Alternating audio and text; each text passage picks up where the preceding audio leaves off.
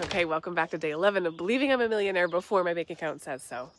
So I know that we're all like Sirius XM stations these days, but even Sirius has a certain frequency that the station has to be tuned to play what you want. And money is no different. It has a frequency. And most people are just tuned to the wrong one. They're tuned to the wrong station. Everything in our universe has vibration. It vibrates at a specific frequency, including money.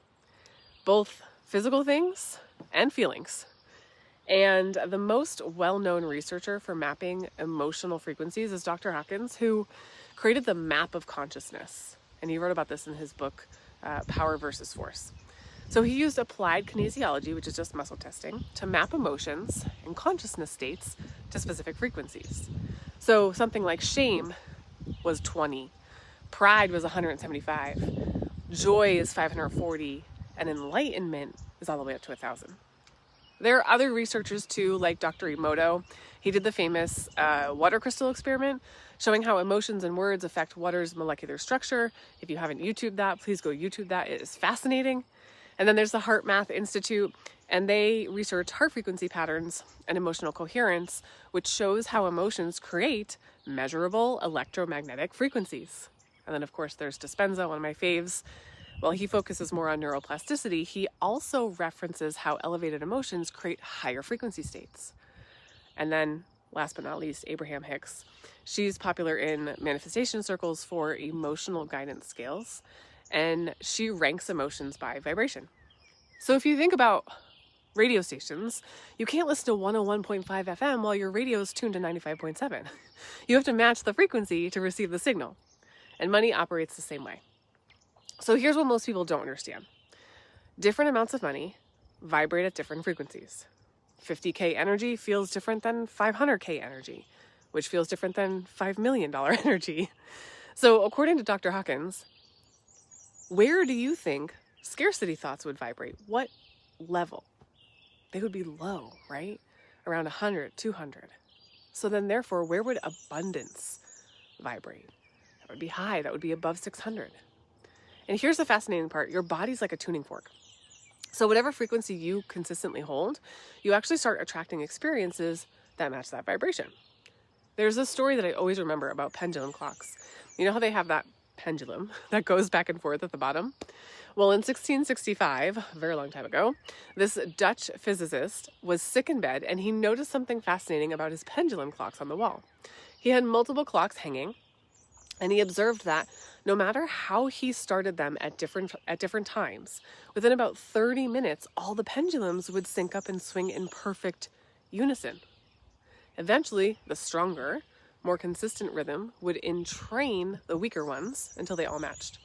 So just like when you walk next to somebody and you eventually end up in the same step, or why women who spend a lot of time together sync up their cycles, right? But here's where it gets really interesting. Your frequency isn't just about your thoughts. It's about your entire energetic signature. So how you breathe, shallow is scarcity, deep is abundance. How you move, rushed is scarcity, flowing is abundance. How you speak, apologetic is scarcity, confident is abundance. And how you spend, fearful is scarcity, and intentional is abundance.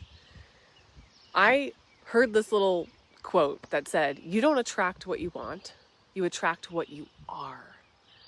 Most people are trying to attract 100K while broadcasting at a 10K frequency. It's like trying to tune into a classical music station while your dial is set to heavy metal. The universe isn't withholding money from you, you're just tuned to the wrong freaking frequency. So how do you tune into the wealth frequency? Well, you have to embody the energetic signature of already having what you want. Just like those pendulum clocks on the wall, that's synchronized. You're constantly entraining to the frequency that is all around you. But here's the key. You get to choose to be the strongest frequency in the room. When you consistently hold wealth frequency, everything around you starts to sync up to match it. So here's today's action step. You're going to do a frequency calibration exercise three times today and any other day. Morning, afternoon, evening, right? Don't make it complicated. Spend 2 minutes embodying the exact frequency of your financial goal. Breathe like someone who has that money, deep and relaxed. Stand like someone who has that money, confident and grounded. Speak like somebody who has that money, clear and unhurried. Feel like someone who has that money, calm and certain. And then go about your day from that frequency and watch how differently people respond to you and how different opportunities show up. I have to give you a warning though, you're gonna lose friends. I'm not even kidding, okay?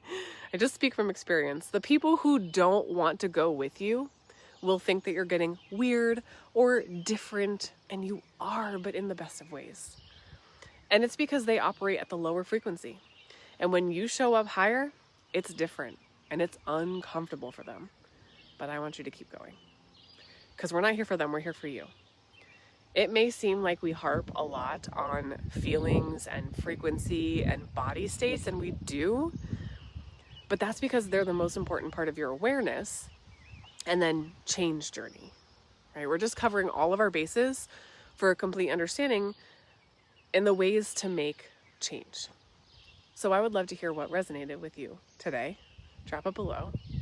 And then we'll see you tomorrow for day 12.